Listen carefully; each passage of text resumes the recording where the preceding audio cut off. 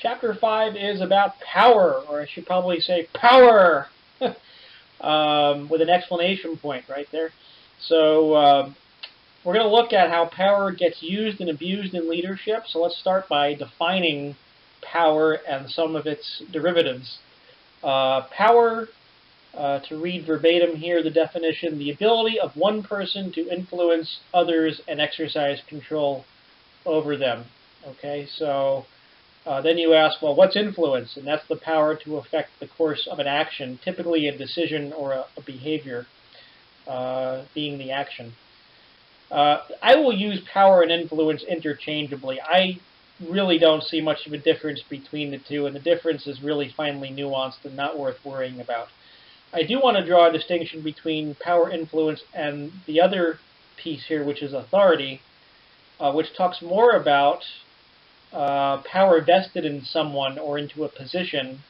So, the President of the United States, that's an office as well as a person, and there is power vested in that office because of acts of law created by Congress, and going all the way back to, I guess, the constitutional amendments in the Constitution itself. So anyhow, just distinguish between this idea of power that we amass because we are people versus power that's given to us because it's part of a position, and that's really more what authority is talking about. So the next two slides talk about the consequences of power on the person who holds the power. And you're going to see at the top of both slides this line in green that says, power changes those who hold it. If you think that when you gain more power you're not going to start acting differently, then think again. A lot of people say it's not going to change me, just like, if I win the lottery, money's not going to change me. It almost never happens. That's typically what the research shows. Very few people can retain their old selves when they step into positions of higher power, just because, again, the job demands changes, basically. So there are good changes and bad changes. Let's talk about the positive changes that happen when you gain more power. Typically, you're more action-oriented because you can be. You have the tools to be more action-oriented, whether you're performing the action or you're having somebody else do it through delegation. Turns out, some of these findings are interesting, by the way. I think I would never guess that some of these things happen when you have power, either on the good side or the bad side. So like number 2 surprised me when I read about it. More sensitivity towards others, probably because you can have more sensitivity if you're in a higher position of power. Okay, so you're more empathic, you're more considerate of others, essentially. We've talked about consideration behaviors. Some might think, again, the opposite, which was what I thought originally, was you have more power, you're less sensitive, because if people don't like what you tell them to do, they still have to do it. So why be more sensitive to their needs? And it turns out, more often than not, when you have more power, you're more sensitive because you have a greater cushion for being able to be sensitive, given the power that you've amassed. Point 3, more focus on rules. Again, this one surprised me a little bit because you would think, hey, if I have more power, I would probably want to just tell people the way it should be rather than rely on rules, which tend to come out of bureaucracy or organizational structures. So this one's a little bit counterintuitive, but the research shows that people who gain power tend to focus more on the rules, and I would probably qualify that by saying the rules that benefit the power holder typically are the ones that are going to be focused on. Last one, more generous. This kind of fits with number 2 there, this more sensitivity. Also, more powerful leaders are more generous. I mean, you see dictators all over the world who try to act or at least create the perception of their generosity. And again, because you have the power and the resources, you can afford to be more giving or generous. And now the negative effects of gaining power. Now, I want to emphasize at the outset that not every leader is going to fall prey to these negative effects just because they gain more power. The research shows that these things can happen, and they do happen, but there are always plenty of exceptions. So let's go one by one. Focus on retaining power at all costs. when you gain power, what happens psychologically to some people is that they feel the need to have more power than they already have. There's what we call a tolerance effect to being put into positions of power. It's kind of like drugs. When you take drugs and you take the same amount of drugs, over time your stimulation fades because you're becoming tolerant to the drug. And so power is kind of like a drug. In fact, I'd say it is a drug, and it has the same kind of effect on some people where once they get it, they need more and more power to achieve the same mental state that they achieved originally. So when they start having those kinds of episodes, then they seek ways to increase their power footprint, if you will. And so that's when organizations tend to start becoming dysfunctional, and bad decisions get made, and bad maneuvers happen, and who knows what will happen to the leader, but typically not something terribly good. Typically firings or demotions or cultural upheaval, something like that. Bullet point 2, false beliefs that they understand others well. People put into power have this notion that they were put into power because they understand other people. Okay? So you got a promotion because you understand how to manage subordinates and lead subordinates. So they take it to the extreme sometimes and think that they understand everything about people, and they make too many assumptions about the mental states of their followers. So you have to be on the lookout for that as a leader if you're getting promoted and getting more power, or if you see it in other leaders. Oblivious to others' needs. When you have power, it's the power syndrome. You don't really care about others' needs sometimes because, A, you might care about more of your own needs, which is a Machiavellian kind of a thing or a narcissistic kind of a thing. But your needs focus is really more on the organization sometimes than it is on the people. And so you're thinking more strategically about the organization, and that could cause you to neglect your subordinates' needs, which are wide-ranging. They range from things like I need training to I need to go home at 4 o'clock kind of a need, more very practical things. So the research tends to show, again, the more power you have, the more oblivious you might become to other people's needs, whether they're at your level or below you. You lose the ability to empathize, and part of that comes from just the stress and pressure that leaders are under.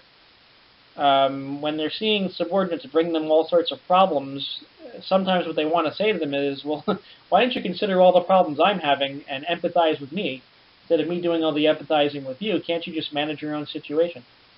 So you see this kind of hardening or crusting effect of leaders where they tend to lose the ability to empathize. Now, you're going to probably remember from the last slide, we told you kind of the opposite, that leaders that gain power tend to empathize more or be more sensitive. There's a disconnect here. The research is showing both effects. It would be interesting to delve into when one happens versus the other, possibly something you would want to write about in your critique this week if it interests you. Try to resolve or find a reconciliation for that issue. Last one, they tend to take credit for others' work, or at least too much credit. Everybody's has had a boss that does this. You will, if you haven't had one, you will. And there are ways to deal with that I won't get into right now. But the research shows typically the more power you have, the more credit you take, because in some cases the credit's deserved, in other cases it's not. But you tend to do more of that just because you're in a position to do so. There are 3 reactions followers can have to the exercise of power. I think these are pretty straightforward, and you can think about some of the reactions you've personally had when someone has exerted power over you and tried to influence you. So compliance is kind of the middle ground where you do what you're told to do or what you're asked to do by your leader, but you're not thrilled about doing it. You probably have some problems with at least some of the issues going on with the decision that was made or the request that was made.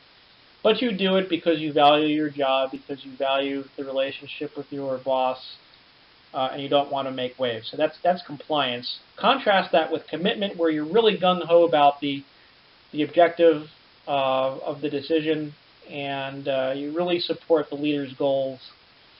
and whatever influence tactics come along with that. So you not only do what you're asked to do, you do it cheerfully and you do it with full force and full commitment, as the definition word is.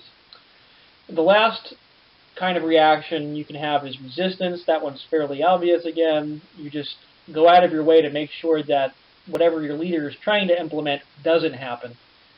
Or you try to implement the exact opposite of what your leader asks you to do. That's just defiance, and it happens all the time. And sometimes it happens subtly, where employees or followers will sabotage a project just by neglecting the details, by not following up, by not communicating. There's all sorts of ways you can screw up or derail a project, and so there's overt resistance and there's more subtle resistance. Be on the lookout for both as a leader. This slide talks about the sharing or distribution of power within different cultures and how the sharing aspect is perceived.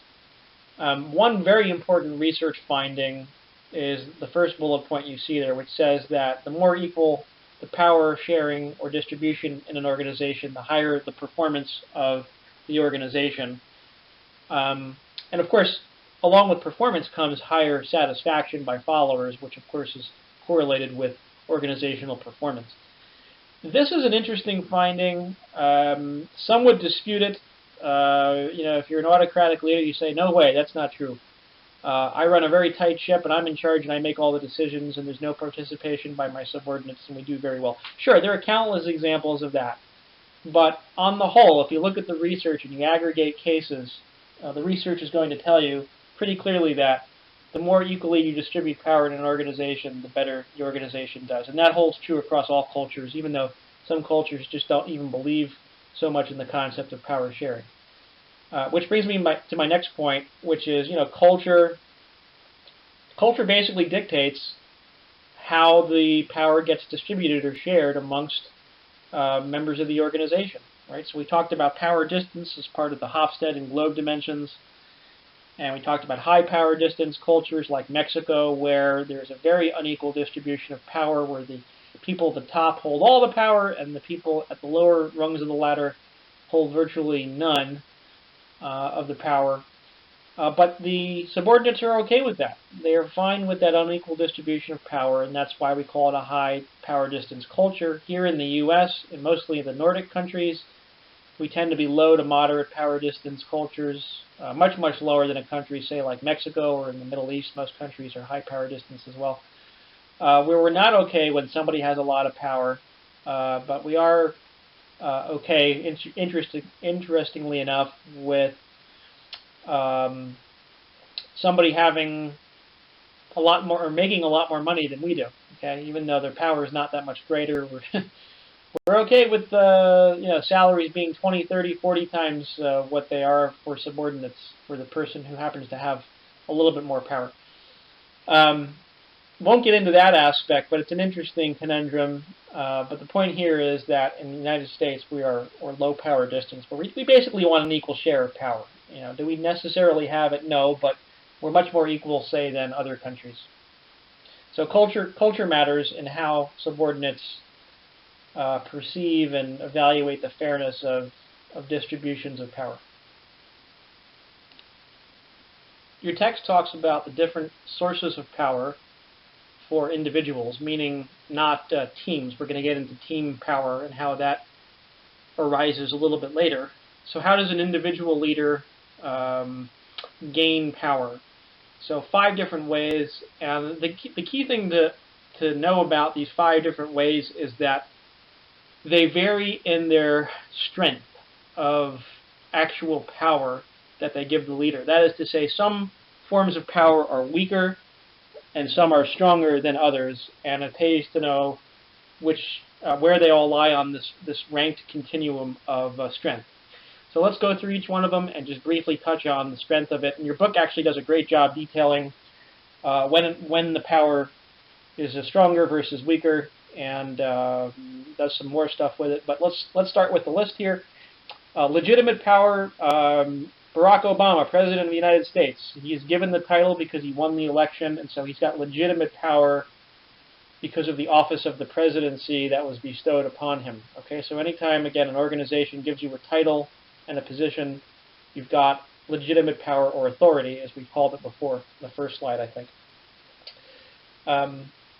Legitimate power, actually, it depends on the culture, but it can vary in its strength. It can be weak, it can be strong, depending on whether the culture values legitimate authority and legitimate positions and titles. It is not the strongest form of power one can have, because it's, in some ways, it's a little bit artificial. Just saying, hey, you're the leader, so people have to follow you. No, that doesn't really make sense to most people. Leadership has to be earned, okay? And it's earned through good relationships and good decisions and other tools of effectiveness we've been discussing in the course. Okay, let's move on. Reward power. So if I can give you a raise, a bonus, just the simple act of me paying you, giving you a better office. All these are rewards, okay? And so leaders can use, or if the leaders have that ability, they've got a power that we call reward power. They can also use, of course, to drive their accomplishment of goals through their subordinates. Coercive power. This is a weak form of power, believe it or not, unless you're running a dictatorship or a country where there's absolutely no democracy whatsoever. Then coercive power is the only power there really is, typically. But this is power through punishment. So I do all the exact opposite of the things that I just mentioned with rewards. I can move you to the worst office. I can lower your pay. I can fire you. I can not acknowledge your contributions, etc., etc. So a whole sort of tools leaders can use punitively to try to get what they want or to make a statement about what their subordinates are doing or not doing. Classic psychological studies show that rewards work much, much better than coercion or than punishment. Okay, that is to say, if you want to get things done, you're better off rewarding people than punishing them, because people respond better to rewards than punishment. Again, there are always exceptions to these rules.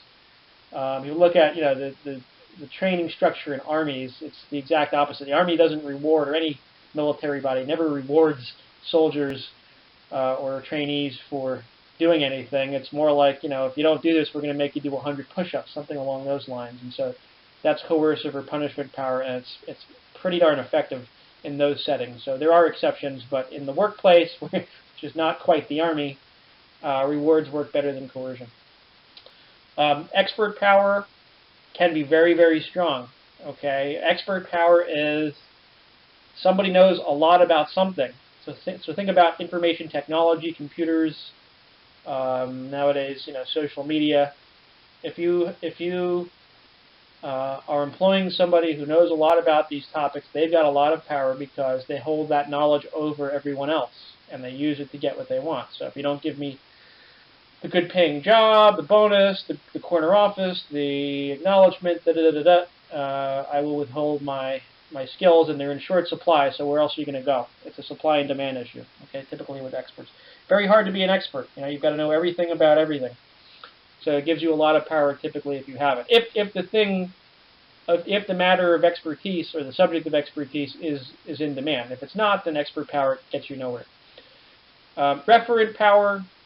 I bring up again the example of Barack Obama. He had, and I think still pretty much has, a lot of referent power, which basically means people like him. They like the person Barack Obama.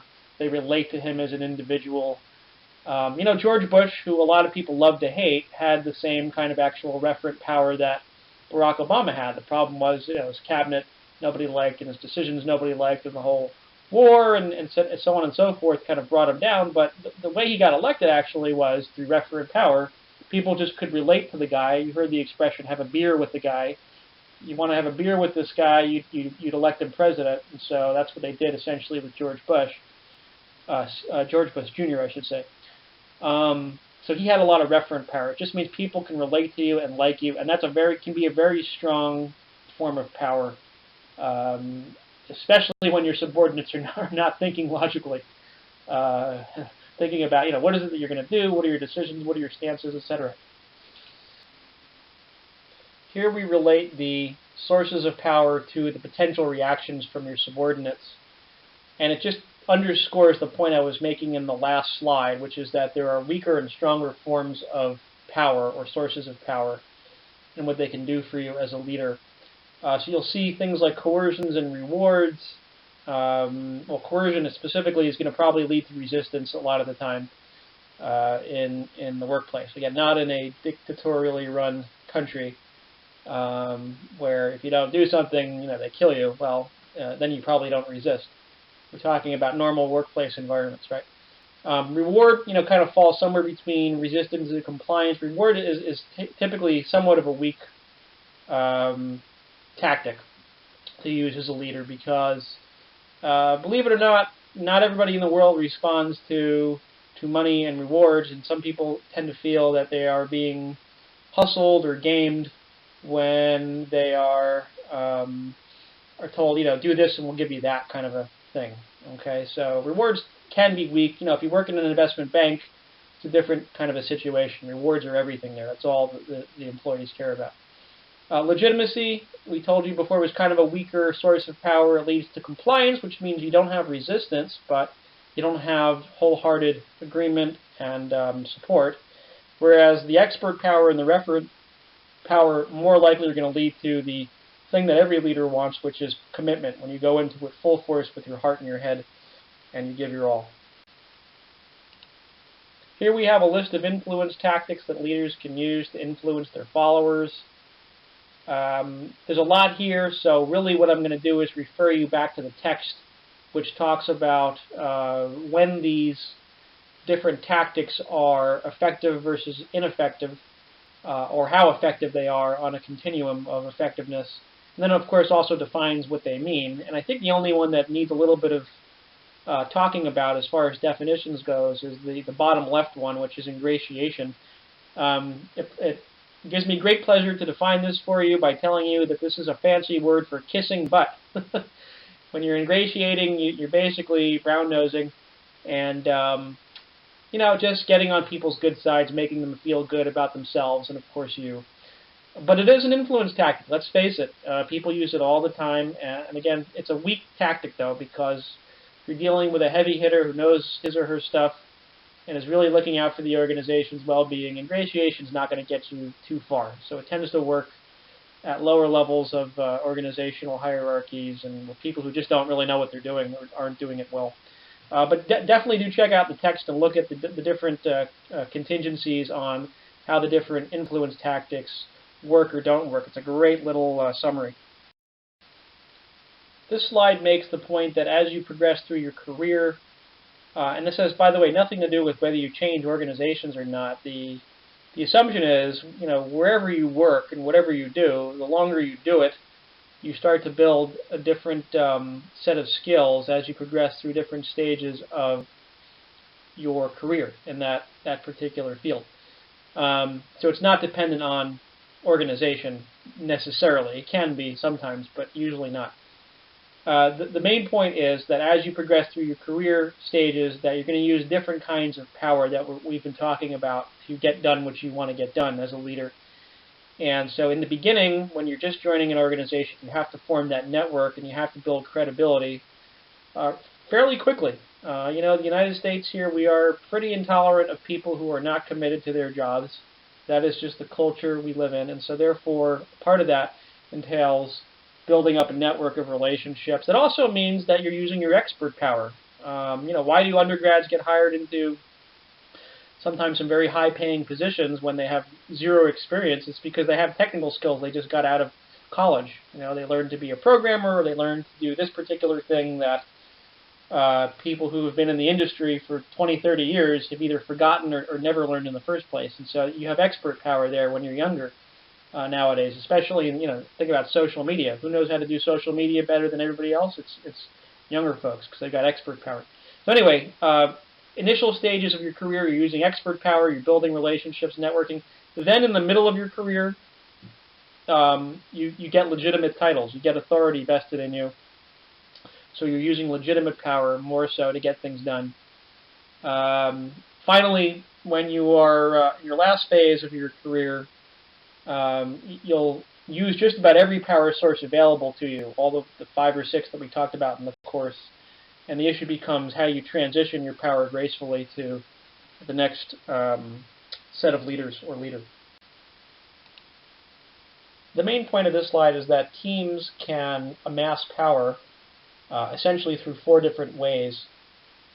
First is that the team helps the organization or leaders within the organization cope with uncertainty. And so, nobody likes uncertainty. We are an uncertainty avoidant species, as are pretty much any animal species. And so that translates into organizations, people within organizations not wanting to have too much uncertainty at any given point in time. So if a team can reduce that by providing facts, figures, analysis, links, networks, whatever, to reduce organizational uncertainty and uncertainty in decision making, then they're going to gain power.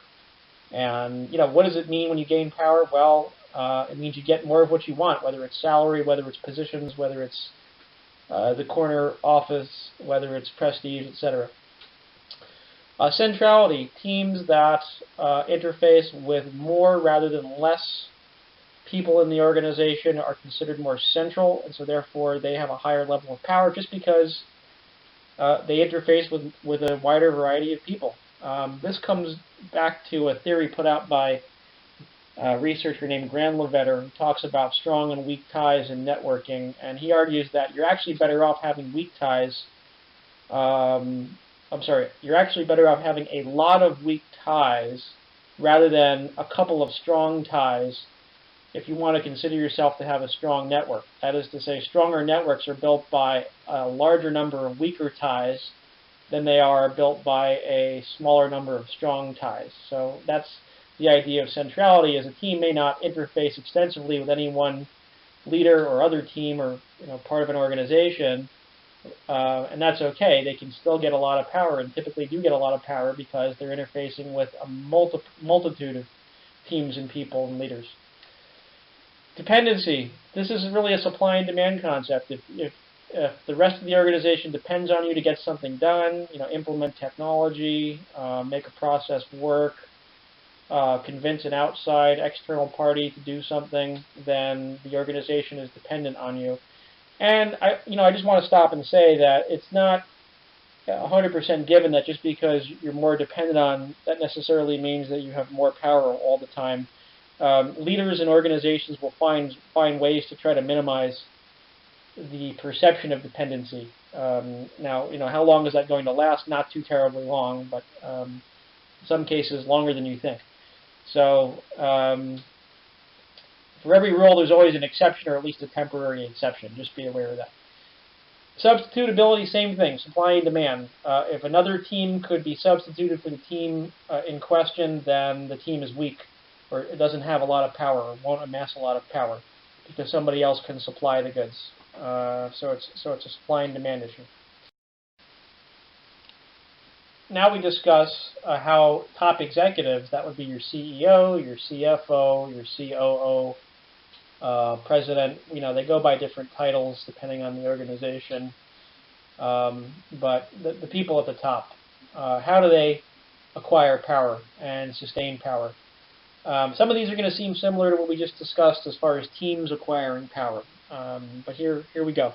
Number 1 is legitimate power. So we give you a title, so therefore you have power of the title. That one we've discussed ad nauseum already, so I won't belabor that anymore.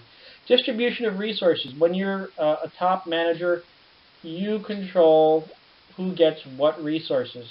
Now again, there might be somebody above you, like a board of directors, who in turn controls the resources you're given to dole out. But let's just say, for the time being, you have a fairly high amount of control over resources and who gets them and how much they get. And so therefore, that's very powerful. We all know money talks and money gets things done, in addition to good leadership. And so money is obviously a key resource, as is time, as is just physical assets, as is access to people. And so CEOs and those kinds of leaders control who gets what access to resources. Control of decision criteria. This is a cultural factor that speaks to the idea of how do we make decisions. In other words, the CEO will create and will try to create and try to sustain a culture that makes decisions in a certain way, that tells the culture to value certain things over others. So, for instance, in a company that I used to work for, Procter and Gamble, the decisions we made tended to be ones that were the way a decision got made was that you would basically phrase your solution in a certain way that was consistent with the company lingo and whatever the company was caring about at that particular point in time. But it really devolved down to just really rephrasing things in terms of company lingo. I saw a lot of bad decisions get made that way, which had no substance to them, but they were phrased in such a way so as to convince people that they were worthwhile decisions. So, right there, somebody's setting the criteria for the lingo and the importance of what the organization wants to accomplish, and therefore the decision criteria are controlled by that leader or those leaders. And typically, again, that's going to be the CEO, CFO, whoever's on top and in charge. Centrality, same idea. And top leaders tend to be very central. Even in what you would call decentralized leadership scenarios where you have autonomous units acting essentially as independent organizations. That doesn't take away from the fact that if you're a top manager in an organization, that you interface with a lot of the different managers below you in the hierarchy. So you can still have centrality. And of course, that lends a source of power. And then access. Access and centrality, I think, go together. Access to limiting or bolstering access to yourself when you're a leader will give you a source of power. I think that one's fairly obvious. Two more topics to go here in Chapter 5, the first of which is power, abuse, and corruption. When you talk about power, you can talk about it in a positive light, how to use it effectively, and how one derives the right kinds of power. And then, of course, how do you take it to the bad side, and how do you abuse it? So what's the difference between abuse and corruption, first of all? Well, the two definitions kind of seem similar. The major difference is in the legality. It is both unethical to abuse your power and to be corrupt. It is not necessarily illegal to abuse your power. It can be, though. But it is always illegal to engage in corruption. Okay, so, and the other theme going on here between abuse and corruption is using other people and using your power over other people to engender personal gain. Okay, so you're doing something for yourself. It's a selfish act that is putting other people at a disadvantage. The next few slides deal with the factors that lead to power corruption, and it separates the factors into leader factors, organizational factors, and follower factors. We'll focus here quickly on leader factors. I think a lot of these are very obvious in that you could see why they would lead to leaders becoming corrupt. So if you think that you're high and mighty, you've got an inflated view of yourself. We talked about narcissism and Machiavellian personality. These correlate highly with tendencies toward corruption. Willingness to exploit others, I think, is obvious. Lack of empathy, also obvious. So I'm going to move us right along to the next slide, where I think you're going to see some lesser known links to power corruption on the part of followers now. So when followers do all the bullet points you're seeing here, these lend themselves to conditions in which you're going to see leader corruption or power corruption. Obviously, fear can make people do or not do things, and in the case of power corruption, fear prevents subordinates from speaking up against their bosses and their superiors, okay? Or they will moderate their tone or their ideas so as to not effectively challenge the leader's thinking, okay? So I think that one makes sense. Sometimes it's silence, just don't say anything. Sometimes it's just blatant agreement. And compliance, we talked about the difference between compliance and commitment. Compliance is a passive agreement. Inaction, sometimes employees will just do nothing, which is, by doing nothing, typically you let the leader sail along the path they were intending to sail along. Okay. Sometimes inaction can be a roadblock towards corruption, which is good because the leader says do X and you don't do X, and X would have been a corrupt act. So by not doing X, you're avoiding corruption. But a lot of the time, also the opposite is true, where inaction is just basically saying, hey, do what you want, and I'm just not going to wholeheartedly support you. Flattery. Some employees will actually do quite the opposite of what they're thinking and say to the boss, hey, this is a great idea, you should do it.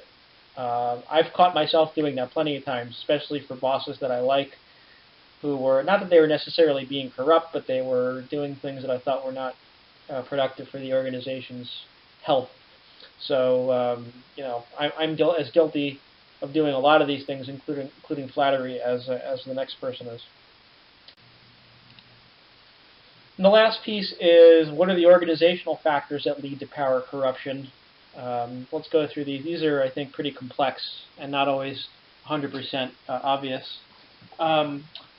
Organizational culture. If the culture tolerates, encourages, condones corruption, then of course the leader is inside of an environment that's going to allow him or her to be corrupt.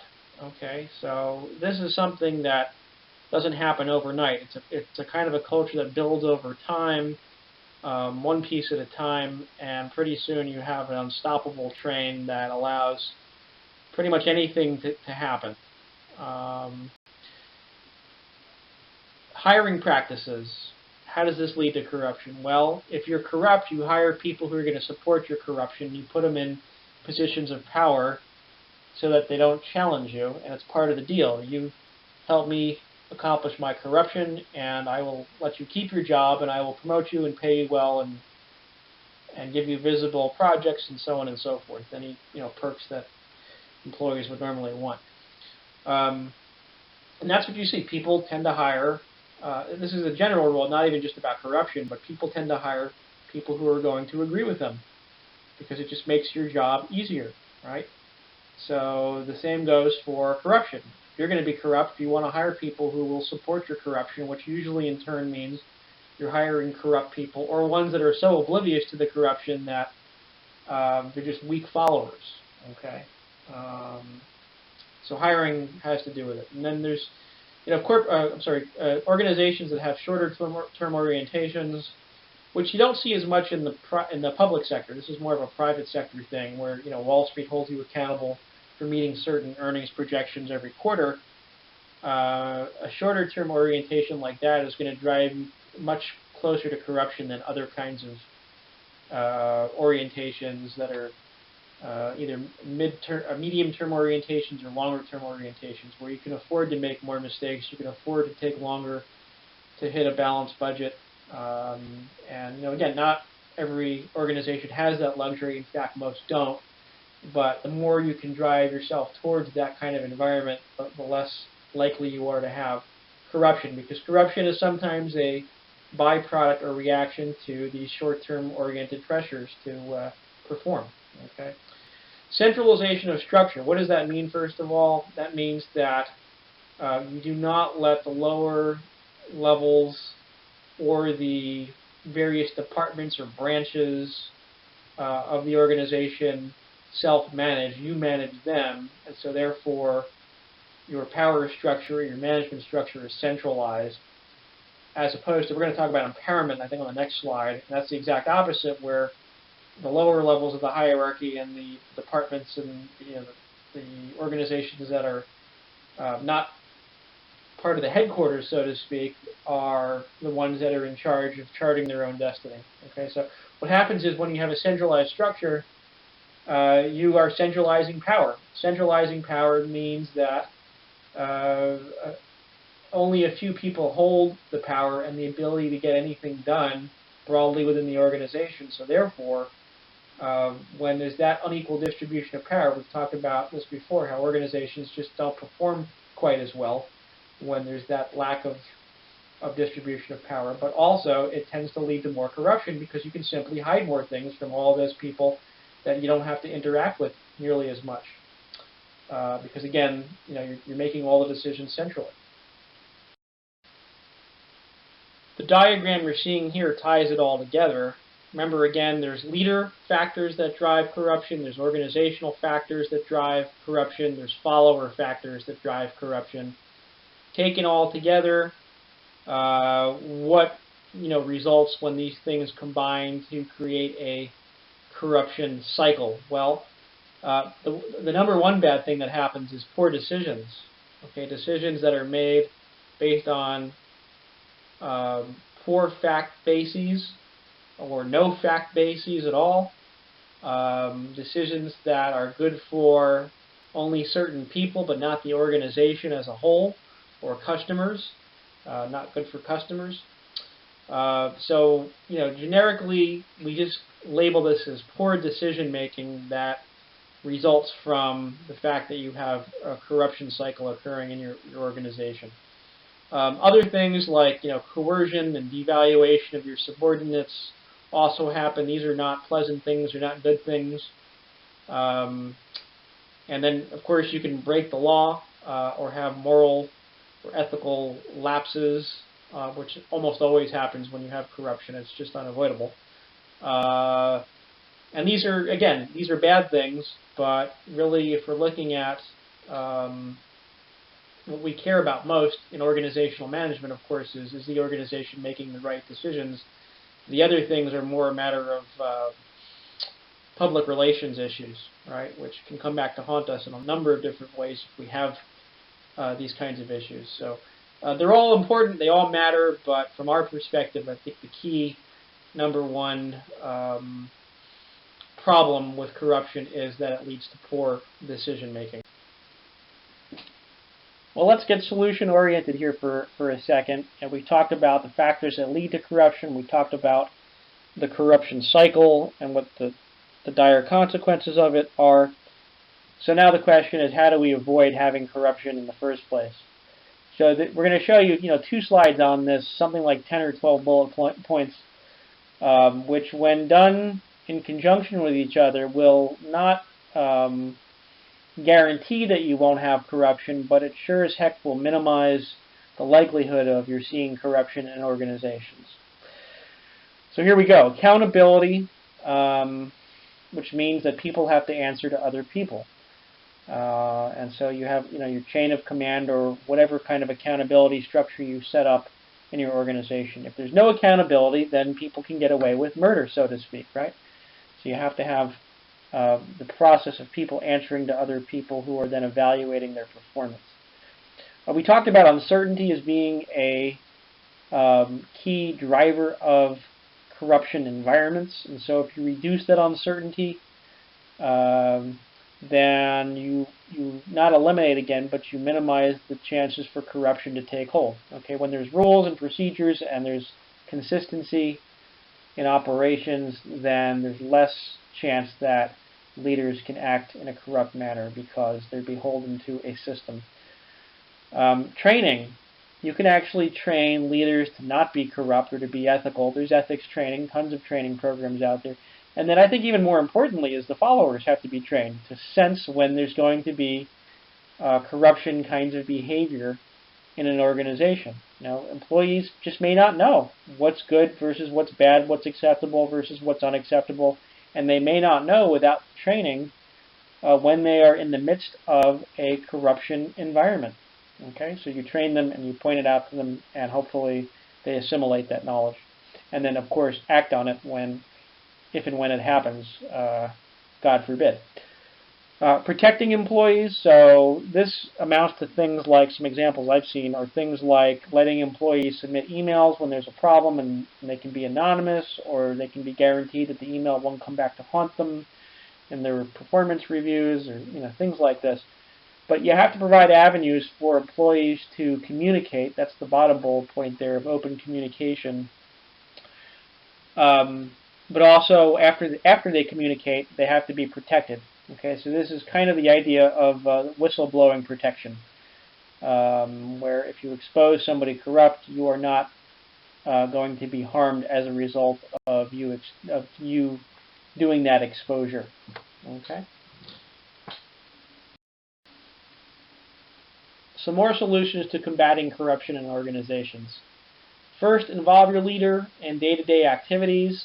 What does that do, and why does it help combat corruption? Well, because part of the problem with corruption is that the leader or leaders are separated from their followers by their own choosing. And so when you have that separation or centralization of power, just the fact that you're not interacting and checking in with each other gives you somewhat of a license to be more corrupt. Okay, so the way to combat it is you actually say to the leader, no, you have to get involved in those daily activities. You can't operate at such a high level all the time that you're not involved in at least some of the things that go on a daily basis in this organization, getting your hands dirty, so to speak.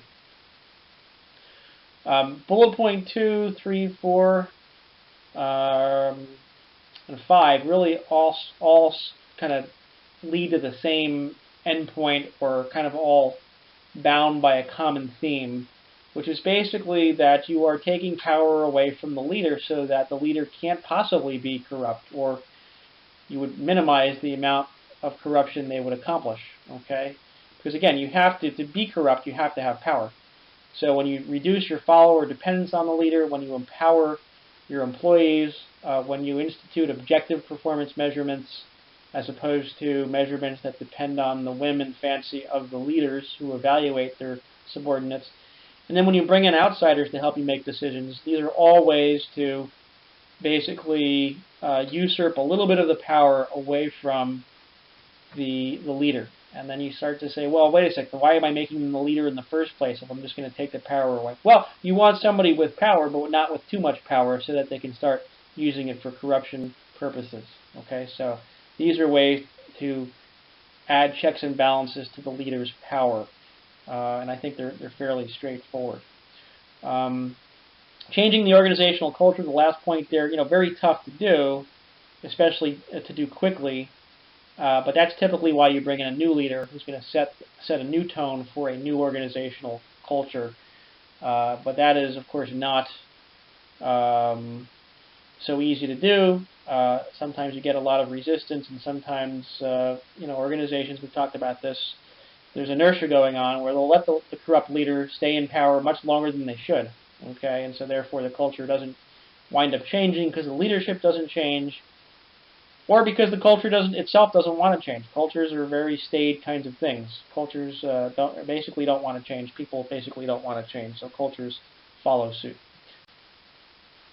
The last topic in this chapter is about empowerment, which is a big buzzword nowadays, not just because it's the latest and greatest thing, but because a lot of organizations are really getting into empowerment because they pretty much know that it works. What I want to do is actually approach it in a intellectually rigorous way, which means that we shouldn't automatically think that empowerment is always going to solve all of our problems, and we shouldn't also automatically think that empowerment is always the best strategy, even though it sounds like the politically correct thing to do, which a lot of times it is. First of all, what is empowerment? It's basically letting employees make decisions and take actions that managers used to do by themselves, using the different managerial styles that we've talked about.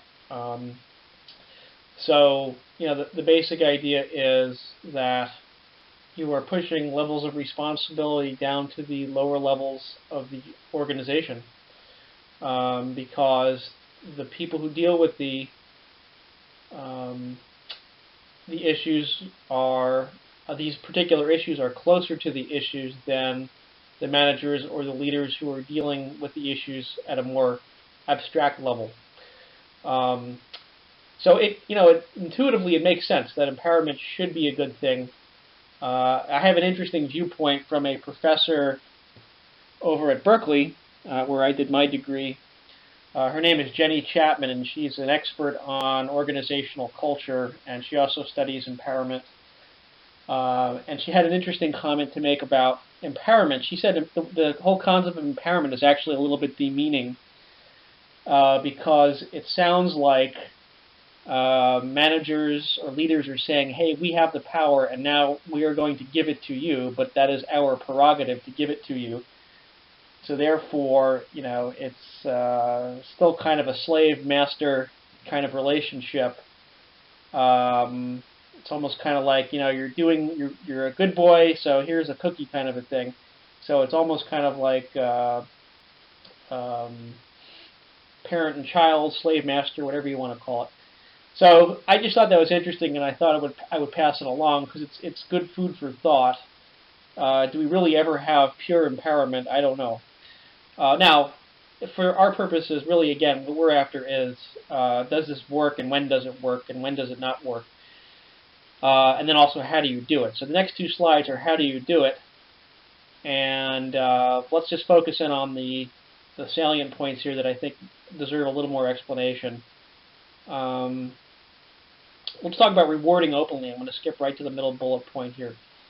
Rewarding openly and personally. So, it might have been the case when you were not using empowerment that you would reward people behind closed doors, and that's the way a lot of compensation works. Is we give you a bonus or we give you a pat on the back, but we don't necessarily do it in public. And so now with empowerment, we're supposed to do it publicly because that's just part of the empowerment modus operandi. So people see the rewards happening, and they get much more motivated than if they kind of hear about it through the grapevine or don't hear about it at all. Equity and collaboration. So really you have to have a bunch of standards and processes that are going to ensure people are treated as fairly as possible, that they collaborate as much as possible. So some specific examples on the equity piece would be things like the way you post job opportunities, okay, the way you make information available and transparent to everybody. Are you making it available and transparent to all members of the organization so they can do something about it if they choose to, okay?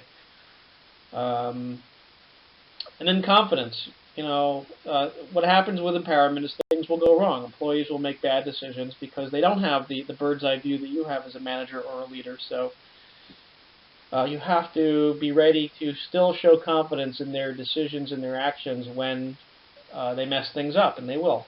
Okay, it's empowerment. It doesn't happen overnight. It should be a gradual process. That doesn't necessarily mean it is in the organization you're going to be in, but theoretically it's the way it should be. I just want to point out two pieces of information here that I think are not as obvious as the others. Again, this is all about how do you do empowerment in an organization, and these are organizational factors specifically behind empowerment. So the first is the decentralization of structure. We've talked about why that matters before, and you've probably gotten that in your org management course as well. You can't have empowerment without decentralization. It's just not possible, okay? Because if you continue to have a centralized power structure, then the information will flow primarily through that center, that centralized structure, and that is the exact opposite of what empowerment needs. The second point I want to pull out here is the training. Notice we tell you to train leaders and train employees. And that's important because it's not obvious. You say let's be empowering. Let's have an empowering environment. So we want you to make the decisions. We want you to gather the information. We want you to be analytical. We want you to deal with things that we used to deal with as managers and leaders. And then they start doing it, and what happens? Again, things get screwed up because we don't have the requisite knowledge, skills, experience, etc. to handle these kinds of requests. So training is needed. You have to set the structure, both through A, setting structure, and B, through actually training leaders and employees into that structure. Okay, and that's obviously a broad statement. What does it look like in your organization? Who knows? It depends on, again, what you do and what your mission is and what your processes are. Okay, but I think you can understand why the training, the formal training is needed. And you can't just expect it's going to happen because a leader gets up and says, hey, we're going to do empowerment now, and everybody is magically empowered. It doesn't work that way, okay?